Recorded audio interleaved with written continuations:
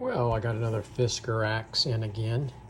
Needs to be touched up a little bit. It's not too bad, but I will use the work sharp and get it looking good again. Okay, I got the old FISKARS Axe cleaned up on the wire wheel. Now we got to fix the edge. It's not too bad, but we're going to sharpen it.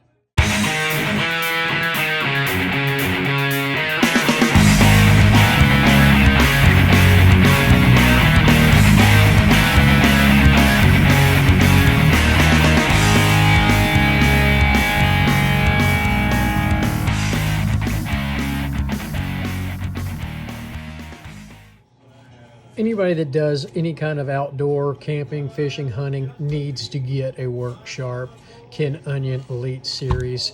This thing sharpens so many things, and this was so easy to do, this axe.